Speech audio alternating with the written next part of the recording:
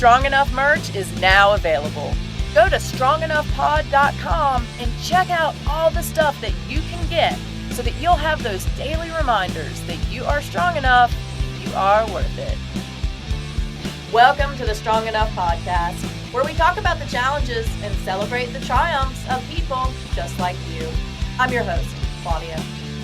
Today's guest is going to share how he went from being overweight and addicted to crystal meth to now being healthier, happier, and a man of faith. He's going to share how you can take small steps to achieve your goals and get to where you want to be. Please help me welcome James Yount. James, how's it going today? Y'all, it has been an amazing day. I woke up early as I always do. Morning routine is huge to me. It's been a big part of my recovery. It's been a big part of my growth. I woke up.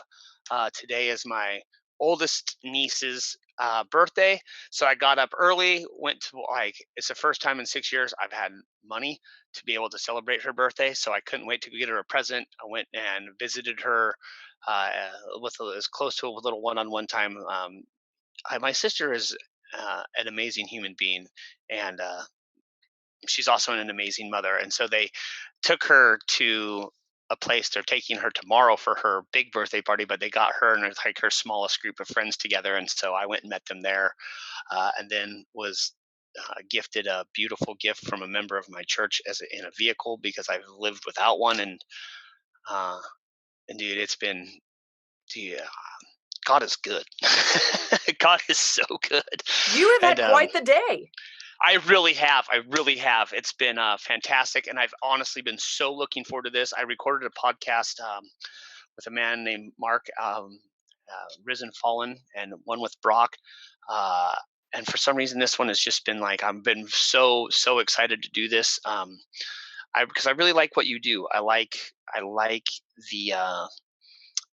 I like both. Everyone's format has just been awesome, but I don't know. Maybe it's because you're a woman and most of your guests are women, and so I've always had strong women in my life, and so one thing I've hoped I probably never would be I've been guilty of many things, but I've tried never been a misogynist because I was raised by a strong woman. Had a lot of her own demons to battle, and despite those, my mom has always provided and been a never met anyone that's worked harder than my mom, despite a lot of her own insecurities and traumas and things of that nature. Like she's always was so, I have nothing but respect, and so I'm just excited to be here. I'm like truly excited to be here, and I hope my words inspire and plant seeds of hope and change that somebody that needs to hear them. That they will. We both know that. We know that whoever's meant to hear this is going to hear it, and it's going to reach the right people. I do want to echo your mom's sentiments. My mom is amazing as well. One of the strongest, most amazing people I have ever met. Just taught me what it was like to dream a dream and then have the courage to go out and get it. So That's awesome. Yeah, I appreciate That's what awesome. you're saying. I think that's such a huge society as a whole tends to put down our dreams. They belittle them. They say they put us in a box, and it's so hard. Um, Something I talk to my kids about is like opportunities get smaller as we age, especially if we make mistakes. And so my drug talk, and especially with my son, because he was old enough to remember what he lived through. Mm-hmm. I'm like, you know what? Opportunity isn't always going to be there. You're The less mistakes you make now, the easier those opportunities and the more opportunities you're going to present yourself. I'm like, the great thing about drugs and alcohol is they're always going to be there. That is always an option to fall back on. Like there's at no time in your life is there that never going to be an option, but the chances for opportunity to truly live out your dreams will lessen if that's the route you take. So I try to be honest about it without glorifying my past, because obviously uh, there was fun in it. Otherwise, I wouldn't have done it for as long as I did. You mentioned earlier your morning routine, and I know that that's one of the things that's sort of the foundation of your healing journey, I would say, that I, started with making the bed, right?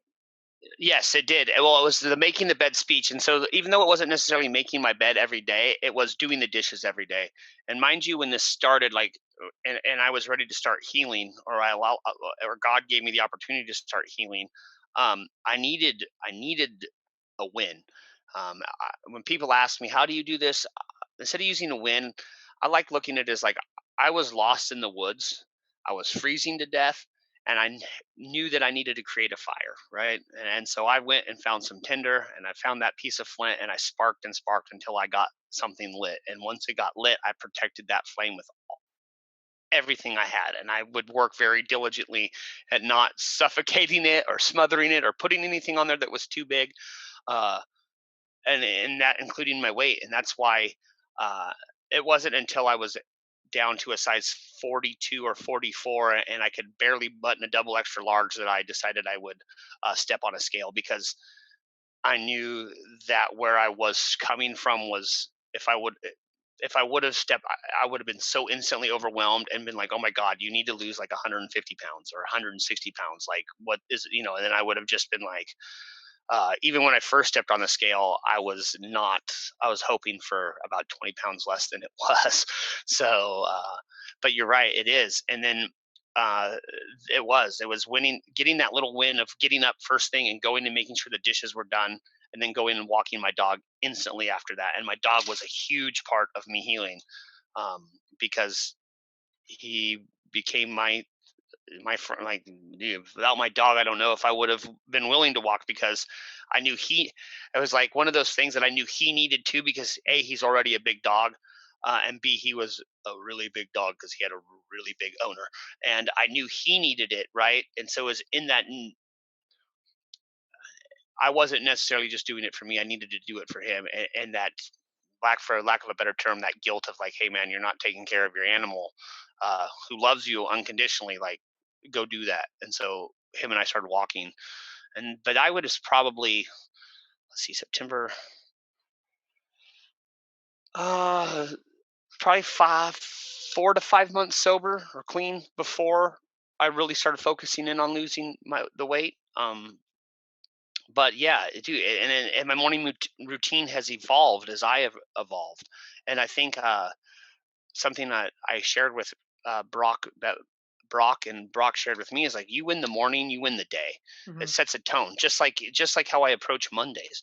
Most people are like, oh, I hate Mondays. Not me, man. Like, Monday is the beginning of a new week, so whatever happened that was bad, I get to readjust, re replan, and reattack. And so I treat the mornings the same way. Like, I'm. Uh, I think, as a recovering addict, and I really hate that term because I don't feel like I'm an addict anymore. You know what I mean? Mhm. Like, and though it hasn't been that long. I mean, it's been 2 years, 1 month, and a couple of days at this point, um, or a few days, I guess. And I think that as a recovering addict, learning how to create like routine and habit is, addiction is habitual. Like, and so like learning healthy forms of habit has been huge for me, and it's been the way um, I go about my day is very routine, and it's very precise, and I do certain things at certain times, and if I don't do those things, especially journaling, Mhm. uh, I notice in my day. But like, I'm also realize that there's going to be disruptions and scheduled disruptions, and especially not having a car, I've been dependent on other people. So um, I've been lucky with work. Like, if I don't get like some steps in, or if I need to take a moment because I'm the first person there, like, if and I need to go meditate or I need to go pray, I can find a time to go do that if I haven't been able to get that done. But I try to get up early enough to make sure. Today I was able to take longer periods of time because I have Fridays off. Um, I try to like at least have 10 minutes to journal, 10 minutes to meditate, 10 minutes to pray.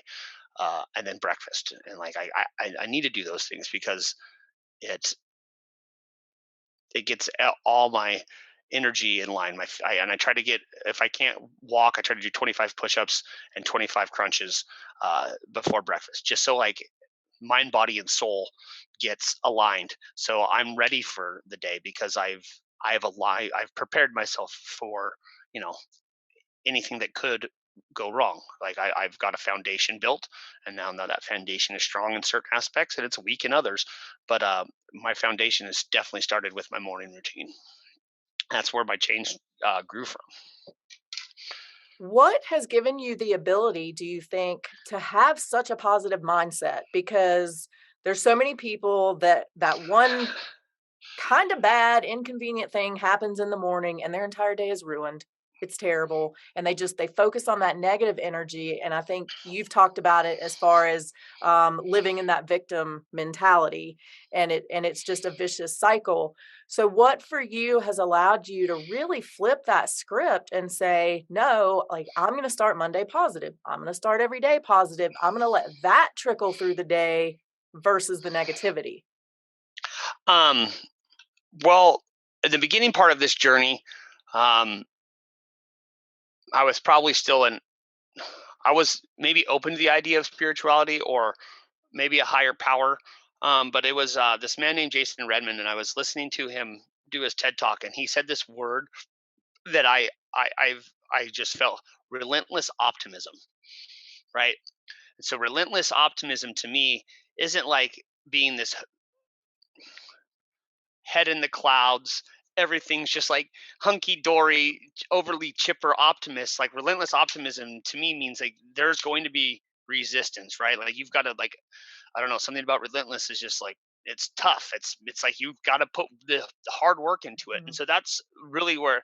And I realize that it is a mindset and it is an option. But the other thing is, and this is something after I had a really profound, uh, spiritually transformational weekend last weekend with a men's group on a retreat to the beach with my church group. Like it was like 10 to 15 people, maybe a dozen to 15 people. Uh, and I've never encountered the Holy Spirit like I had that weekend. And since then, I've been thinking about it.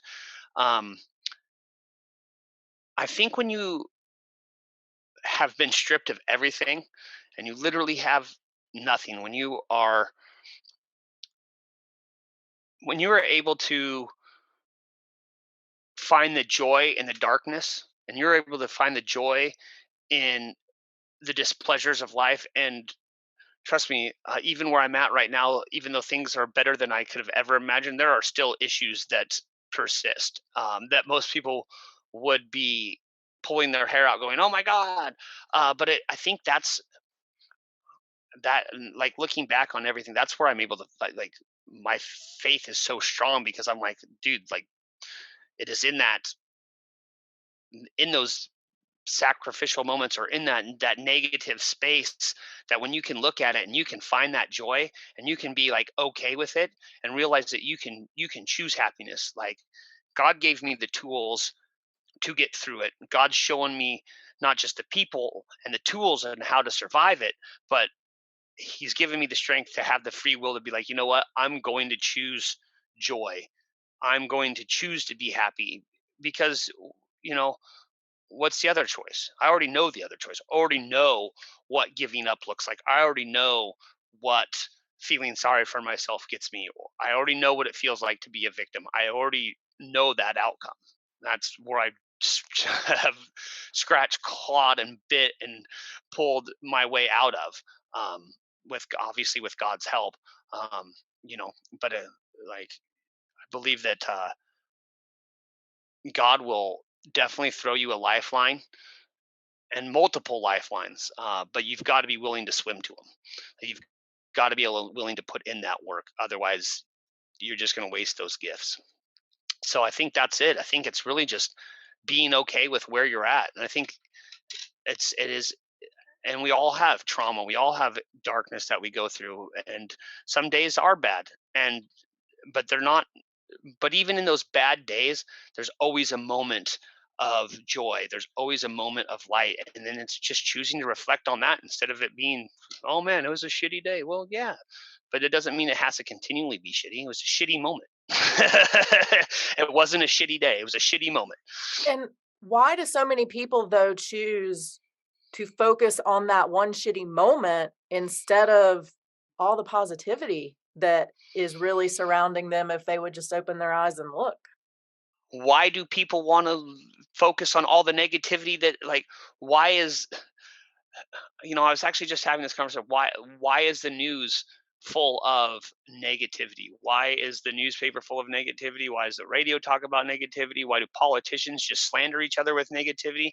Because it's the easiest thing to do, right? It's it's they're the simple tools of the devil that are extremely effective.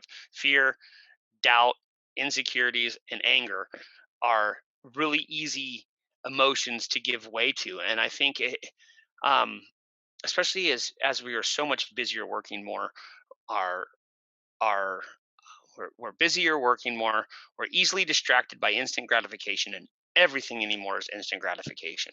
um, I think that if we stopped and we looked that e- for myself, and I will only try to do my best to just speak for me, I could easily go, wow, you're living in a single wide trailer with your mom, your two kids, you're I don't technically separated from my wife. Like I haven't had a car until today. I don't make money. It'd be really, really easy to go, your life sucks. But my life sucks compared to what? You know what I mean? Like if you were to look around, even the homeless people here in this country have it better than a vast majority of people on this planet. Like we are so blessed and we are so fortunate.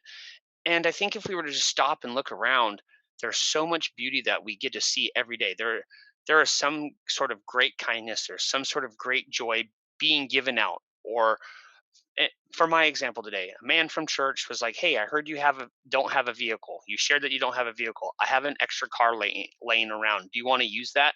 Like that is a beautiful not only blessing and gift, but that's the beauty of humanity that exists and is existing for people every day all over this country. But we choose not to focus on that because it doesn't sell. It doesn't sell, and that's sad because um, we often get lost in the negativity. And there's, even as hectic and scary as this world can seem at times, there is so much beauty and so many great people, and you do a great job of bringing uh, amazing stories of resiliency and strength and courage and joy and light to this world. That like, if you can't see that, then you need to do some serious self-reflection and go, you know what, maybe I need to change my mindset, and it isn't everybody else that sucks. It's me who's being lost and stuck in this negativity.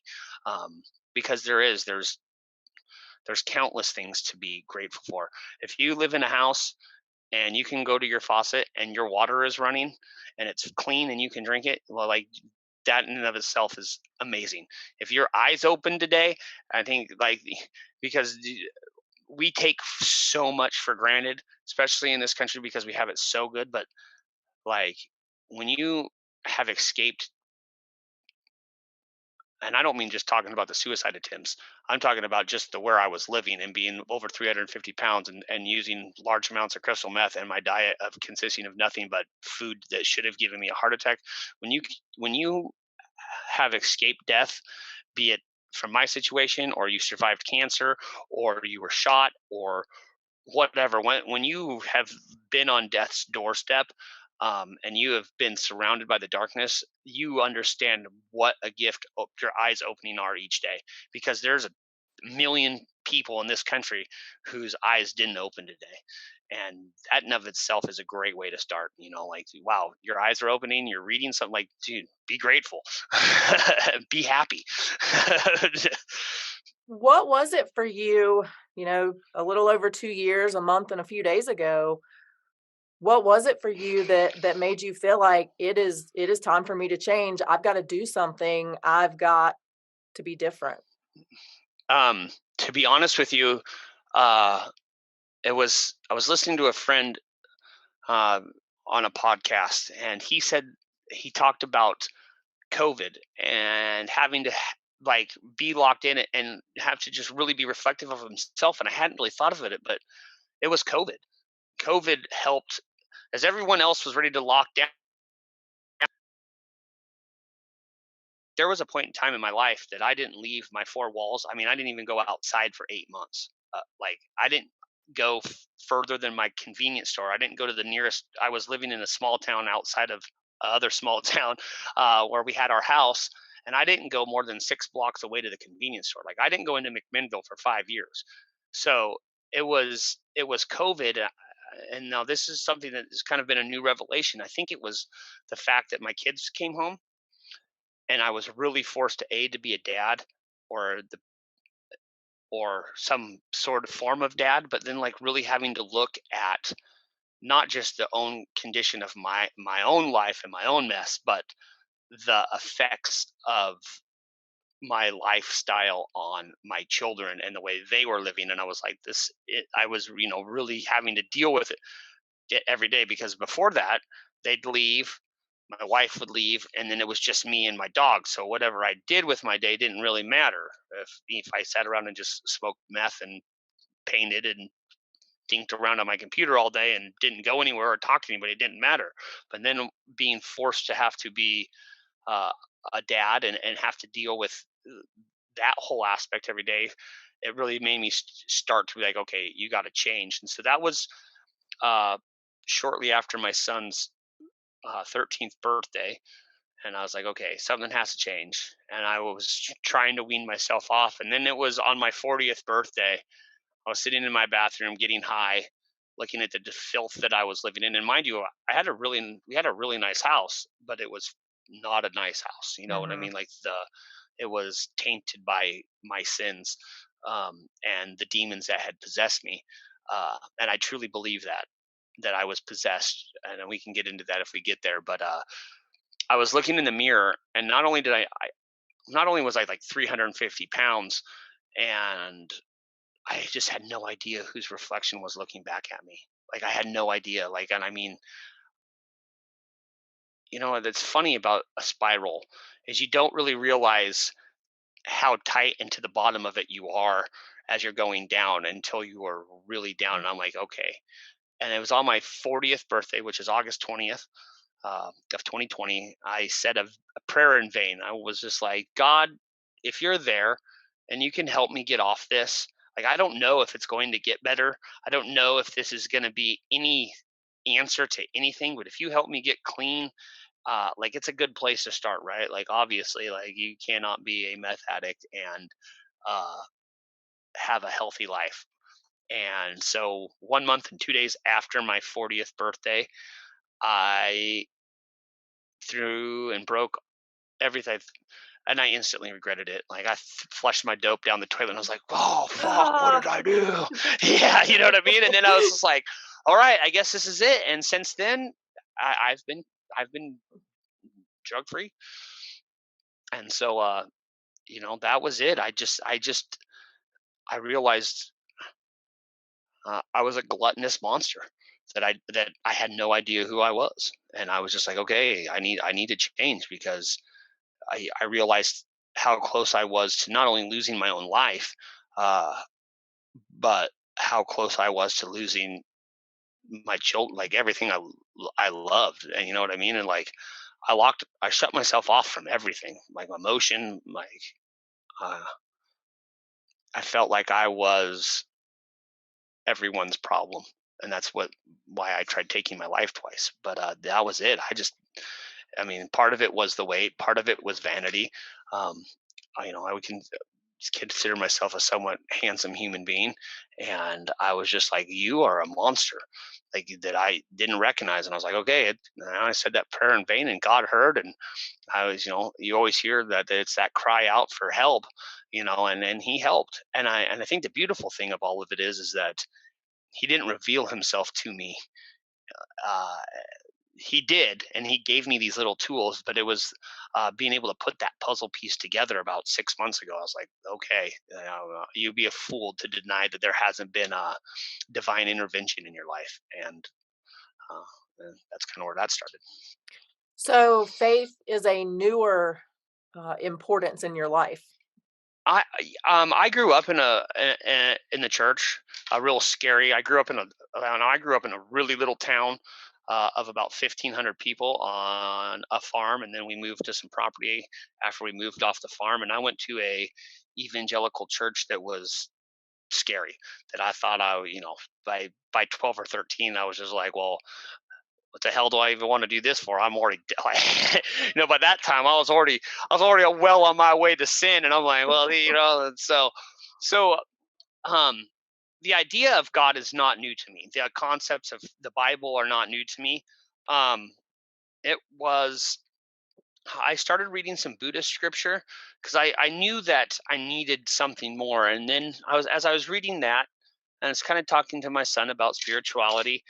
He said, "Dad, I want to read the Bible." And I go, "Son, that's an excellent idea. I think that you should definitely read that." And then he started reading it, and about 2 weeks later, he goes, "Dad, I think I found my spirituality, and I'd like to go to church."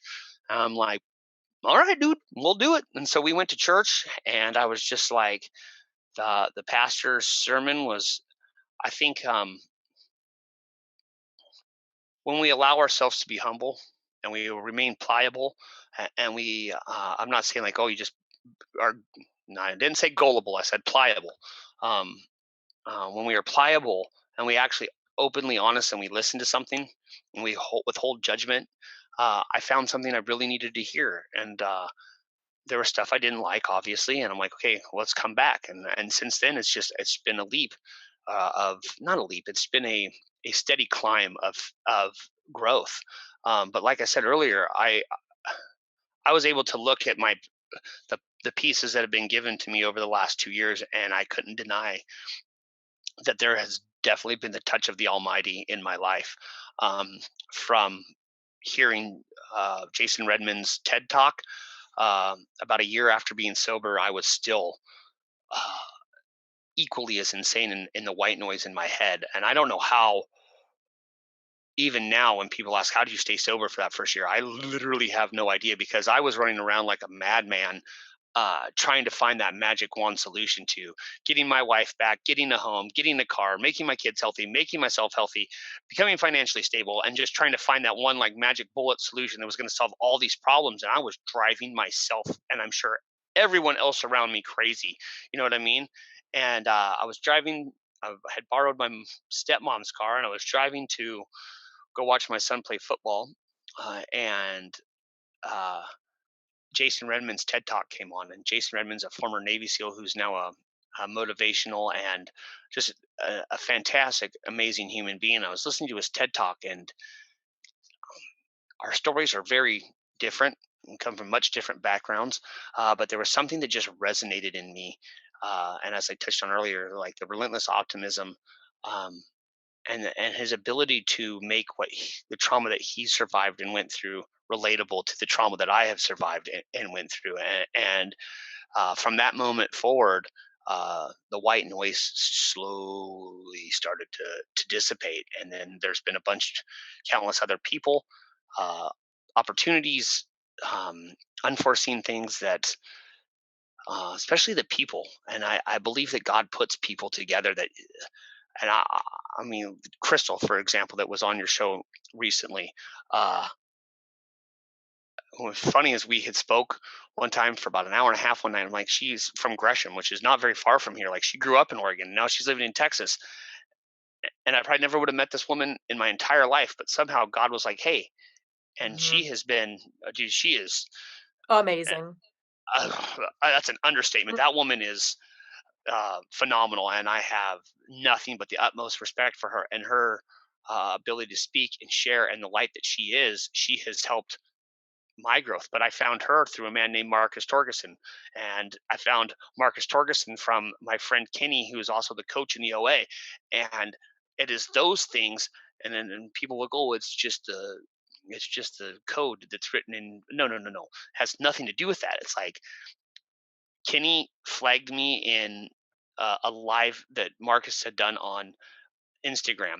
I watched it with him, and I was like, this dude, I I saw me in him, and I've told Marcus Hmm. that like when you an addict knows an addict, but you also Mhm. know when if I don't care if you've suffered some deep trauma and you've escaped darkness, you can see, especially when you see that reflection in someone else's eye. And I was like, man, this guy, I can see in his eyes. And then, that's what I'm talking about. It's like, so God started working through a bunch of other people, and I have built uh, an amazing network of in an inner circle of human beings all over the country and a couple that are out throughout the world that I have no other explanation of why these people are in my life other than God.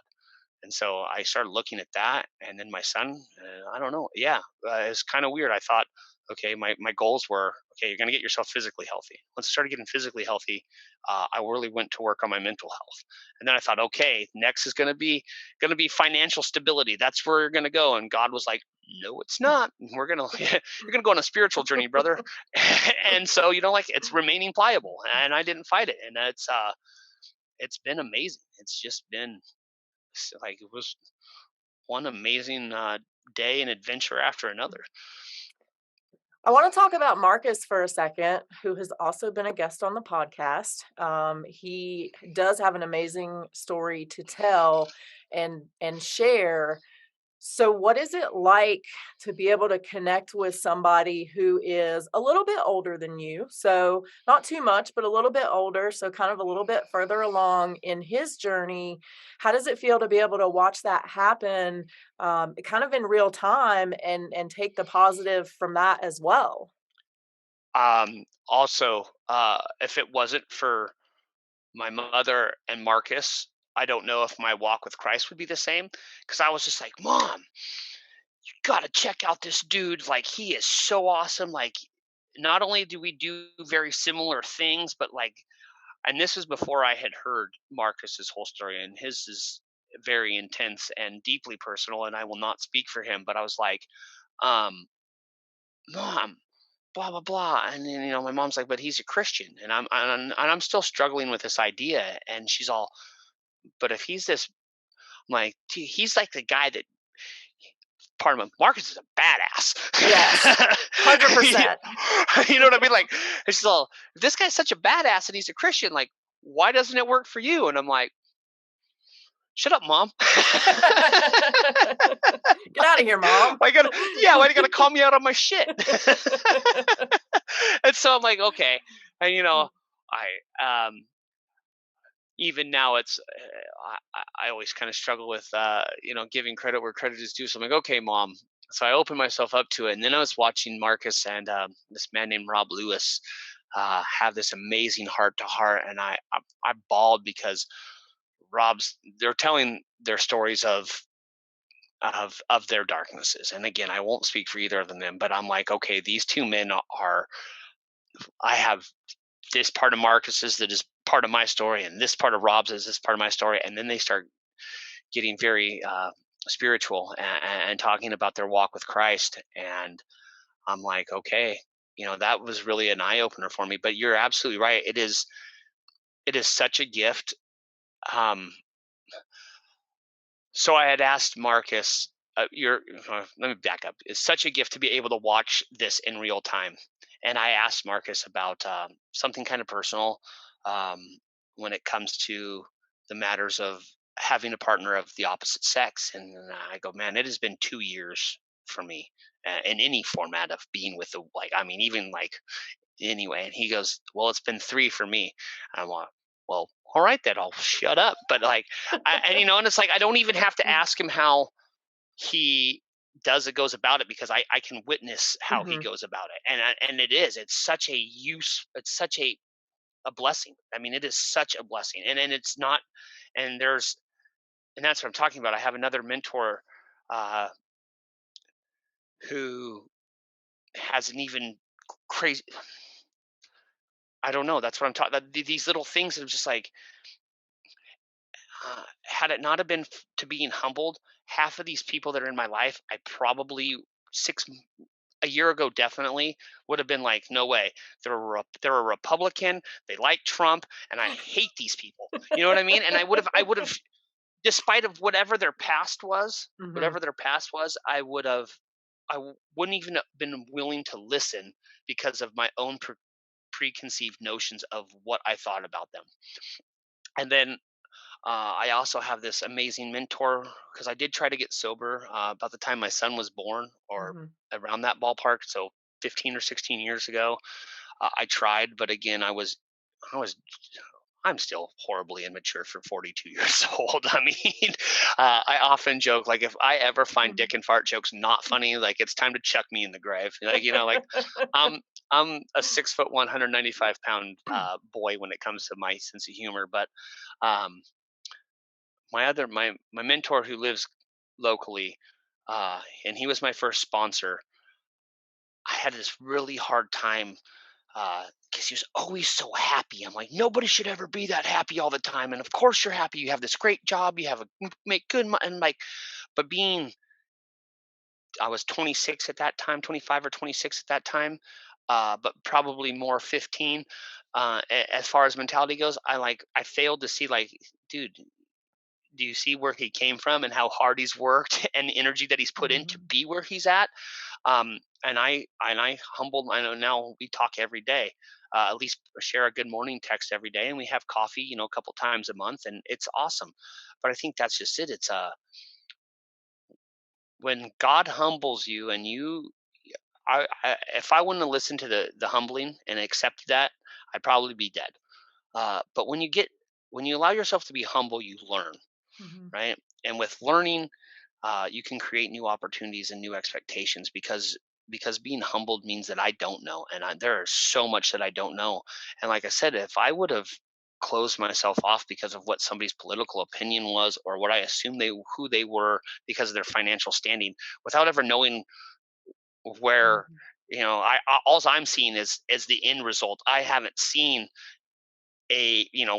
where they came from, right? And if I'm just judging off of what I see, I would have my journey would be and my walk would be so much more difficult because I have been blessed with, like I said earlier, an amazing group of mentors and friends and uh, uh, of people whose walk with Christ is stronger than mine, people who have overcome even more than I have, and their willingness to share those tools and their experience makes what I've done, which has not been easy by any, God, like I said, something I journal I don't do it as much because I've kind of moved past it. But a month ago, my last journal for 6 months, I wrote, uh, God, show me the tools, and I will pick them up and use them to the best of my ability. And God has put those tools in my life, and it has made this difficult journey bearable. But yeah, it's amazing. Like when we allow ourselves to see the miracles and the blessings that we receive, I think people often they assume that it's going to be like Christ walking on water or raising the dead. And don't get me wrong, those are amazing miracles, and I believe those things still happen. But there are little mini miracles that happen in our everyday life that we often just take for granted. And no, being able to see not just Marcus's but Crystal's as well, uh, who is even way further ahead in her journey, but seeing that those footsteps are there and having some sort of blueprint to go off of or things that I see in them that I want to emulate. And Marcus is I have 5 people in this world that I want to take things from and emulate. And Marcus's ability to just be Mhm. is like I deeply want to emulate that in my own life. Like that's something I want to learn from him because uh, he's got a very powerful presence without being powerful or what we perceive as Yeah, powerful. that's a great way to say it though. And those of you that don't know Marcus, go look at his Instagram and you'll see exactly what you're talking about. Yeah. So So, that's yeah, go ahead. that was a lot. I mean, that was a lot to dive into. Um, I want to talk to you a little bit about mental health and trauma as a man.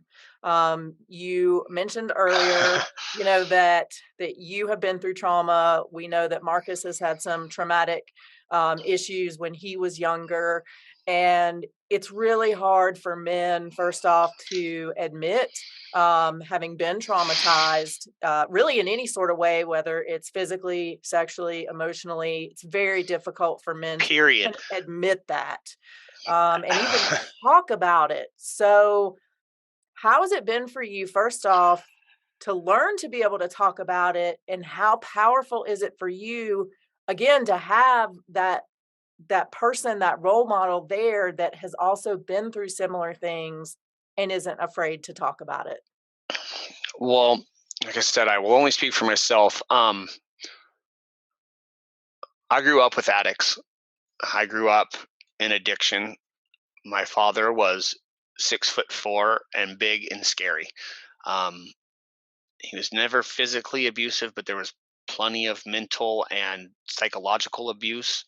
Um, I learned anger and violence from a very, very early age, and something that I struggled with for a long time. Violence and anger turned into fear and insecurities that led me into drugs at 12 or 13 years old. Um, and I was in anger management because I was a very angry person through grade school. I did a lot of really horrible, but I didn't. That's what I understood of how I dealt with the situation, and so I was in therapy for that for a long time. But it was funny. It's not funny. It was disappointing, I guess, as an adult looking back on it. No one ever asked me, why are you angry? They're like, here's some tools to use if you're getting angry to help you not, throw the desk at the teacher or go run over and punch the kid in the face. But no one ever asked me, why are you angry? Um, and then through this whole darkness that I was in for 5 or 6 years, um, it was so hard. All I wanted was somebody to ask me, are you really okay? Like, but as I've learned, like I said earlier, like God is always there. God is in the valleys, and God is at the mountaintops with you. Um, but you've got to be willing to do the work, and no one is going to save you but you. Like that's the gift of free will. Um, and it is so hard to talk about. It wasn't until maybe 6 months ago that I even admitted to anybody that I tried to kill myself. And I'll tell you, you want to end a conversation with a man as another man real fast, and they go, well, been going on? And you go, man, I was 350 pounds, I was strung out on dope, and I tried to kill myself.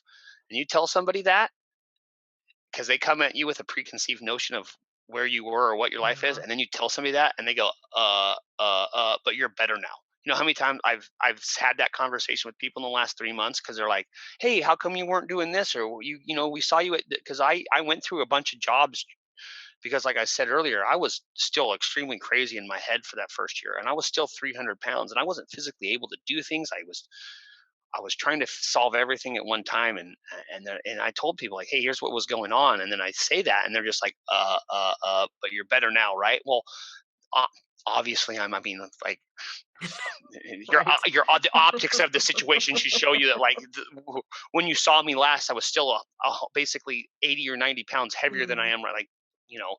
But it is, and men,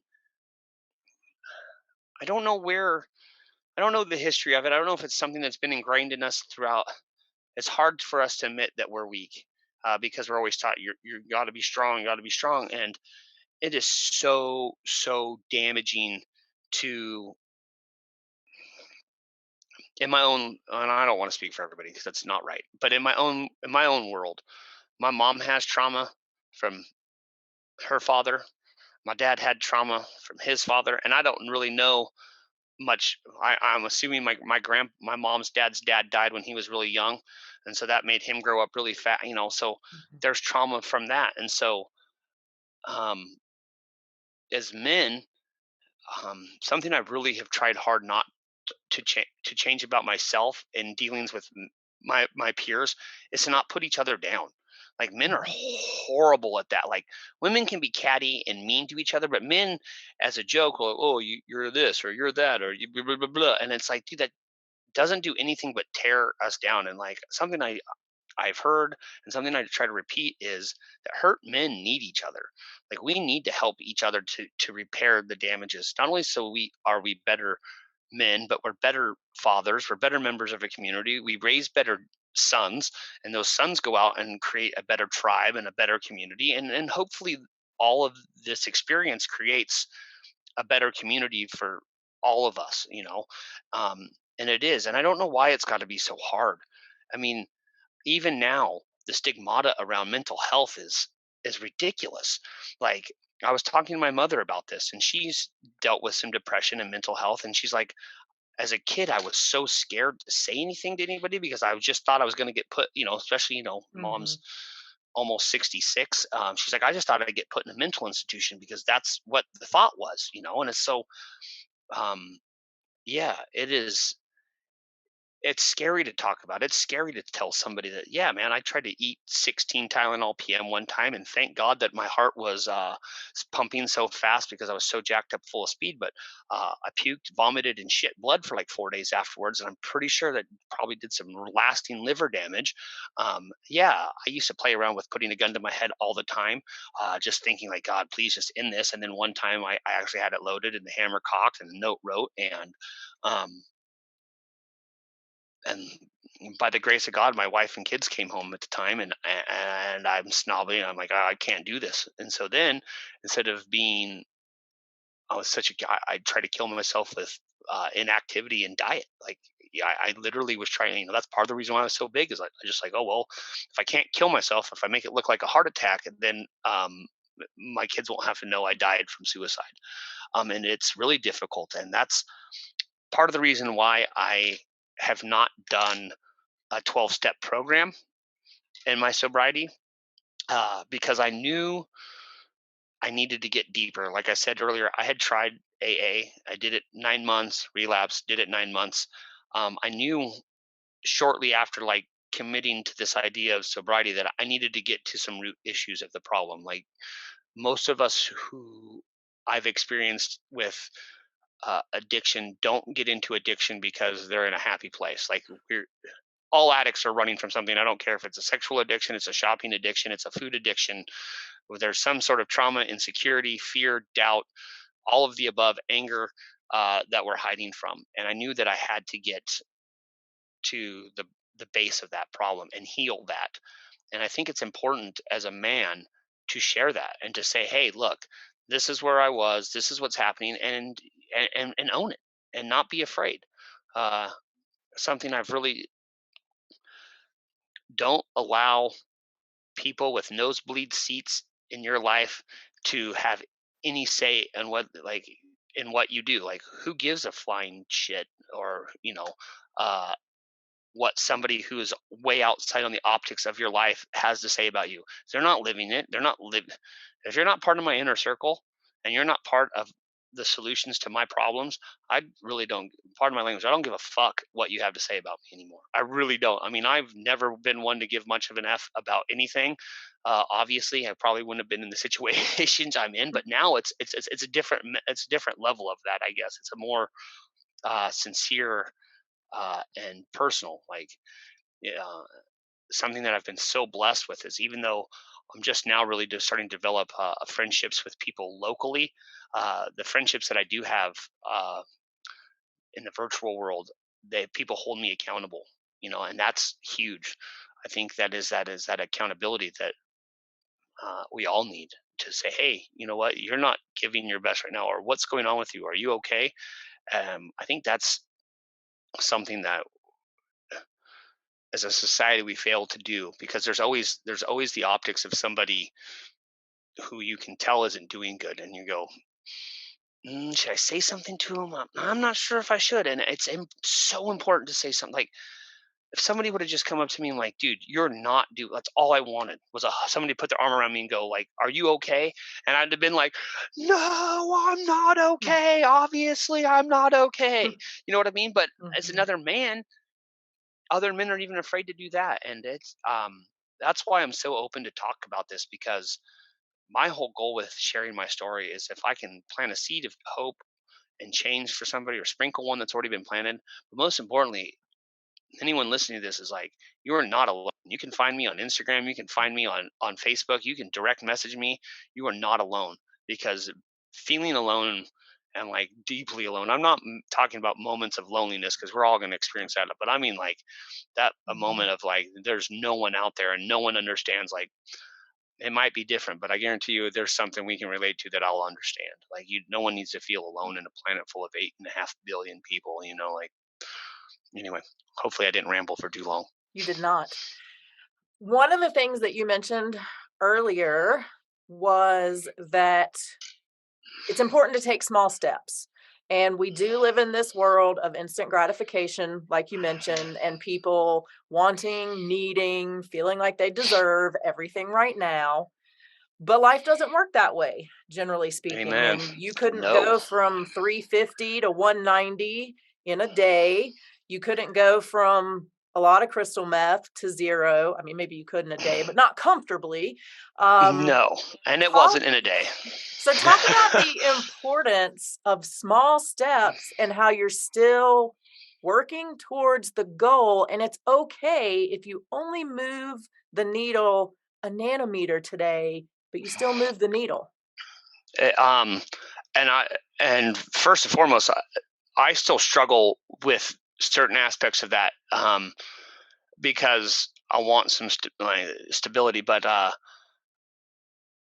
there's a reason why I sent you that picture of me where I'm really overweight and I'm 350 pounds, and there's a reason why I hang on to that because sometimes I need to remind myself, not as a pat on my back or not something to hang my hat on as like, oh, like I've accomplished or I've arrived, but to be like, hey, look, for exactly what you said, it didn't happen overnight. You've put in a lot of, God's giving you the tools, you've done the work, but God didn't give you that tool. God didn't just, I mean, he could have just come down and been like, wow, here's $1 million. You're 195 Mm. pounds. You've got a sick, like, you've got all this stuff that you're working towards. Like, yeah, he could have done that. But just like any child, when we give things, um, I'll use my own. I bought countless pieces of plastic for Christmas that by less than a year later were ready to be thrown away. You know what I mean? Like when we just get given things, we don't have much appreciation for them. And um, it's important to start small and have a realistic goal. Like if I'd have been like, oh, hey, you're 350 pounds, you need to lose 150 pounds, you need to do it right away. Or if I'd have been like, hey, you're losing some weight, time to go right to the gym. Like I didn't because I knew, um, and I think the reason so many, for lack of a better term, self help leadership programs, their foundation, the foundations, be they call it the pillars, the pyramid, whatever it is, the base of all that is always physical because it's not easy. Don't get me wrong. If you're struggling with your weight, I don't want to undermine that by any means. I never would. It's not easy, but it is the easiest part of things to change that you can do because it's the simplest, it's the easiest effort, it's easiest to control what we put out and what we put in. So it's the best place to start. Had I have looked at all that, if I'd have been like, okay, you need to lose 150 pounds, you need to change your diet, you need to start running, you need to go to the gym, you need to do this and all the things that I'm doing now, if I'd have tried to doing that 2 years ago, never would have lasted and I would have fizzled and faded away. And so that's why I think it's so important that you start small. And you're absolutely right. If you're just moving, if your best effort was 150 steps this week and you do 152 next, guess what? That's two more steps like that. And that's okay. Something I tell people all the time, baby steps every day is miles eventually.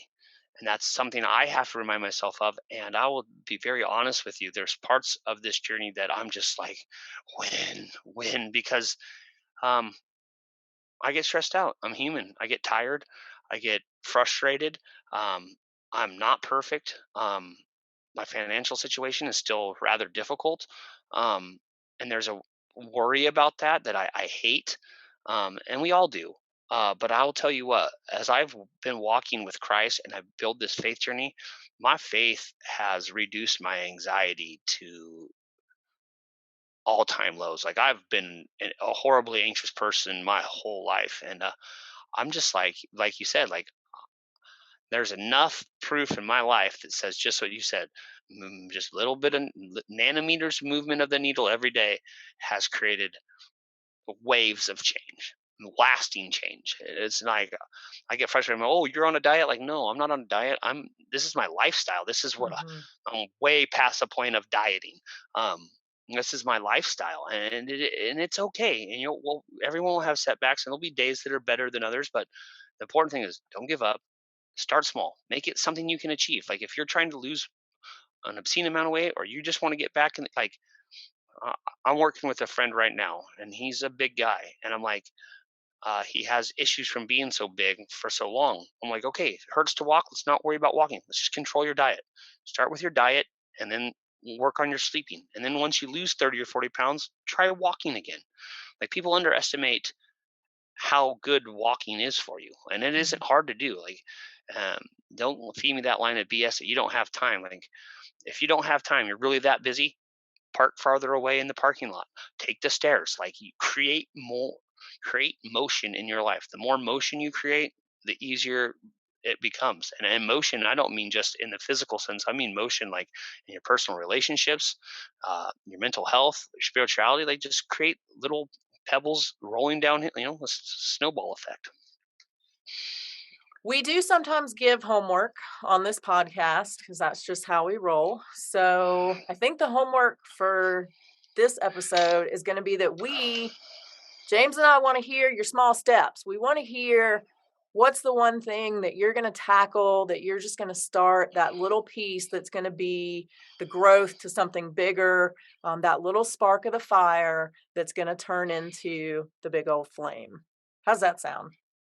Excellent. And it is. And that's something that's like, you know, I think we can get to a point where, and not and I think you start fires in each little area of your life. And there's certain parts of my life where it's burning bright enough right now that I can step away. Mhm. Like after church every Sunday, my son and I, we go have a hamburger and French fries together. Do I eat that stuff every day of the week? No, but it's that moment in time. Like there's I'm in a place where I'm comfortable with where I'm at physically, but it's also very important in my son's and my personal relationship to have that moment and share that. Like, um, what I recommend somebody do, like, it used to really bug me when I'm still hyper focused on my physical aspect, but not the weight loss. Like, I really Mhm. try not to lose any more weight right now. I'm really comfortable being about 195 pounds. Um, but it's like, oh, well, you can eat that right now. Like, no, I can't. Like, I'm a recovering at. Like, would you tell me like, oh, you can just go ahead and go do a little crystal meth? Right? No, Just you a wouldn't. Like, so little, don't. it's fine. Yeah, it'll be fine. Like, no, it's not fine. Like, but you like so in this whole thing, it was literally just walking.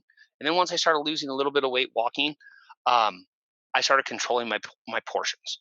And once I started after controlling my portions, I was like, okay, now I'm really starting to lose weight. I went on a ketogenic diet because I knew from past experience, like being heavily like, and then I was like, I got down to like, I don't know, 270 ish, 260 ish towards the first of this year. And I was like, okay, I'm ready to go to the gym. And I started going to the gym, but I was only going 3 days a week. Like I wasn't setting unrealistic expectations for myself that I knew. And then once it was 3 days a week, I was started to run, and I really enjoyed running. But I have a problem with my ankle, and I, I just physically can't. I would love, but running. But again, um, it became an addiction. I was trying to outrun my past, and unfortunately, you can't. Even with something healthy, you can't. And Mhm. so, I make do with what I can, and I'm in the gym 5 days a week now. I eat an extremely healthy, like high protein, high carb, low fat diet. Um, because again, it's as an addict, I have an issue with control, and one thing I can totally control, uh, I can control what I listen to. I can control what I think. I can control what I put in me, and I control what I can watch, and I control what I wear. I control my effort, and outside of that, I can't control how you react. The rest of it I can't control, but what I put in and what I put out, I can control. And so, for me, diet, exercise is a real easy for me to control, and it is for all of us. It's just are you willing to make those sacrifices? Are you willing to be uncomfortable to gain? I think that's just it. Are you willing to be uncomfortable to gain the results you're looking for? It's the process, not the outcome. We are gonna do a little disclaimer when we talked about starting fires. We are not encouraging people to start literal fires all over your life, okay? Yes, So, don't do not that. literal Please. fires. Yes, actually, someone else made that reference one time on Instagram and got banned from Instagram for that. I'm like, oh my god, like no, please don't go burn anything. Do not. This is not like we are not Beavis and It's Butthead. Like no. we are not going like fire, fire, fire. I'm talking about creating the light in your life. How about that? The Love light it. in your life. Create the light. Be the light. Allow the light to shine in. Do not start fires. Yes, that's bad. I love it. James, we're going to take a little turn here before I let you go. I can clearly see by looking at you that you have some of my favorite things, and that is tattoos. And I am once again in long sleeves, but I rolled them up so that you All can right, kind of see I do have tattoos. You're beating me me, too. and you're one of the few, as I told you earlier, one of the few guests that has more tattoos than I do. So I'm stoked to have this conversation. I would love to hear, first off, what is your favorite tattoo? And whether that's like your most meaningful or it's just funny and it has a cool story behind it. What would you say is your favorite? And you got a lot to pick Well, my from. my favorite tattoo is probably hard to see. It's kind of like right here. It's Yep. a gypsy head and a dagger through it. It's probably one of my favorite tattoos. But if I can tell my all-time favorite tattoo story, Yes. my kid's mom is a tattoo artist. Um, she's been doing it for a long time. She used to work in a shop with two men, and one of them is a one of my best friends, and a mentor in his own right. He's 11 years older than I am. He is one of the most phenomenal human beings and artists.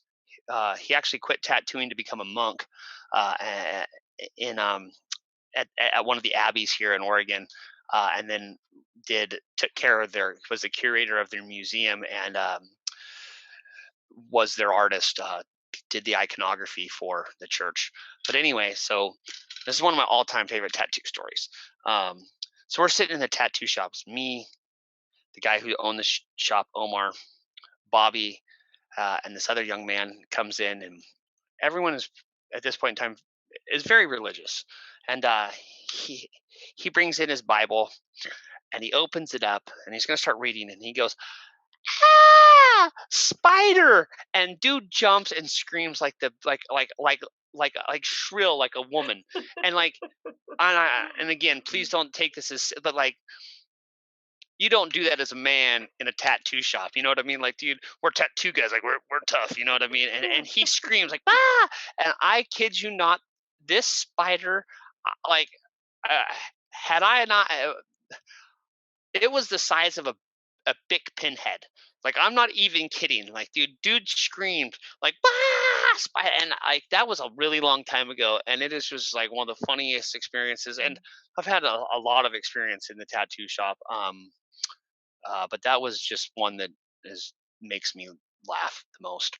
And I think tattoos are excellent. They're a great expression of who you are and who you were, and I think that's a big part of the reason why I still get them. I still like all of them, even the ones that I'm not necessarily the proudest of, because but they're. I always figured like people are like, why do you get so tattooed? And I'm like, well, at some point my brain isn't going to quit working, and I'm still going to have all these as a reminder to be like, yeah, I remember when I got that one. That's right. What's next? What's your next tattoo?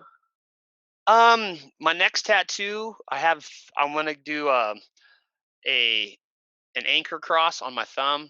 I'm gonna Mhm. do won't quit on my throat, and a rock of ages on my left rib cage. So I've already booked time for that. 2 weeks from today. So not all of that at once, but That would be a lot all at once. I'm gonna try to do my whole rib cage all at once because it sucks because my other one's done and it. Mm. Uh, but it's like, because I got so big, uh, it's a much bigger tattoo than it originally was. Someone asked me that the other day. They're like, "Hey, since you've lost so much weight, is any of your tattoos?" I'm like, "Yeah," and like, I've never been a real modest person, so I pulled up my shirt. I'm like, "Yeah, see this? It used to not hang out this far, but like, what can you do?" I mean, sometimes it's a painful reminder, of where I was, but yeah, it's like it's a lot. I'd much rather have a bunch of extra skin than be 350 pounds and miserable and living in some darkness. So, I think, tattoos are the same as scars in that they represent where we've been, but they yes, don't ma'am. have to show where we're going. Exactly. And I haven't been tattooed in a really long time. Uh, for me, it's been like a really long time, and I'm been tattooed a lot. Like that's as soon as I turned 18. I had gotten one before I turned 18, but we won't talk about Same, that. I did too. Uh, again, drugs are bad.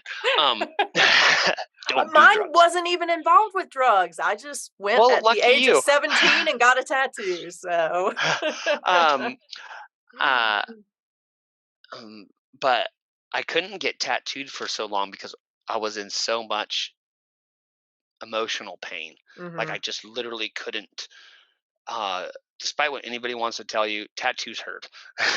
like, uh, and even my friend Bobby, who I was talking about, that dude and he is like, he's tattooed. Like he is really, really like I'm a heavily tattooed human being, but I don't. Bobby's really tattooed. I'm like, we got together on my birthday, and we were sitting there going, man, this gal that was our waitress went and got tattooed by somebody really famous, and it's just like I'm like, holy cow, where did you get that done? And then she told me who she went and got. I'm like, okay, that makes sense why you.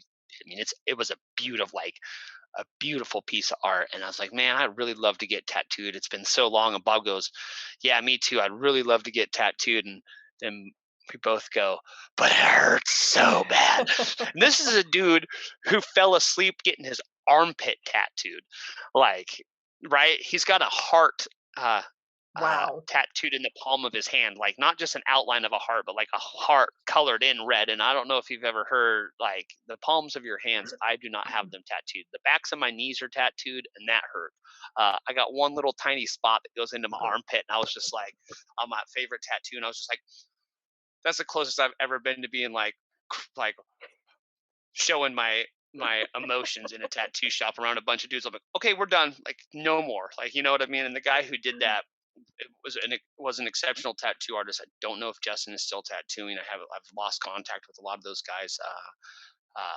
But he's heavy-handed and moved really fast, and like he'd already just hammered and packed the color in and just touched this one little tiny spot. I'm just like, nope, nope, no more. He's like, nope, nope, nope, no more. Mm-mm, mm-mm. But yeah, but yes, I'm excited to get tattooed again because I feel like it's time to put some ink to this new story. I'm excited. I can't wait to see it. Yeah, me either. Well, James, where can people find you? You said that, people can reach out to you. You're always happy to have a conversation. So, Um, if people want to connect with you about faith, about fitness journey, about tattoos, if they want to go have a burger and fries with you and your son on a Sunday, where can they find you? You can find me at Healing Scars, SKRZ, because other scars is already taken on Instagram, and just James Yount on Facebook. If you want to meet me at a burger, we're there at about 10:30, 11 o'clock on Sundays at the Roths IGA in West Salem. They make an excellent burger, and this is a kind of a higher end local grocery store. Or you can find me on Sundays in the West Salem Foursquare Church. Um, and do please, if you are have any questions and you want to know about any of the things that Claudia just said, please don't hesitate. And remember, like you're never alone. I if you are in a spot and you need a friend, uh, I will gladly volunteer because again, the darkness can be very suffocating. And uh, if you're thinking about taking your own life, uh, I'm not a trained therapist. I can only go off from my own experience, but I will tell you that I love you and that I'm living proof that it gets better. Like, do not make that decision without at least, it doesn't have to be me, but asking somebody. Like, it does get better. Like, I know we need to wrap up, but I honestly never thought I was going to be happy again. And I have moved past happiness. Happiness is fleeting. Nice is a car salesman. I have been blessed in abundance of kindness and a joy that I can't explain other than it came from the Heavenly Father. And I'm more than willing to share that stuff because I have it overflowing in abundance. You have been amazing. I'm pretty sure people are going to ask for a part two. So we'll go ahead and tell them if you're willing, we'll jump in for a part two. James, Amen. Of thank course. you so, so much Thank for you. sharing your story. Yeah, absolutely. And it's just getting started. And I appreciate you taking your time out of your day to listen to me. And anyone that took the time out of their day to listen to both of us, much appreciated.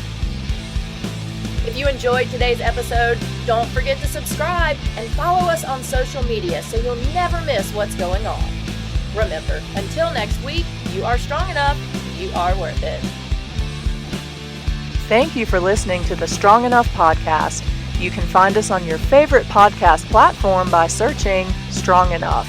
And on YouTube, we're on the Spear Talk channel. Don't forget to follow us on Instagram and Facebook at Strong Enough Pod. If you have suggestions for an upcoming episode or a future guest, please reach out at strongenoughpod@gmail.com. Remember, you are worth it.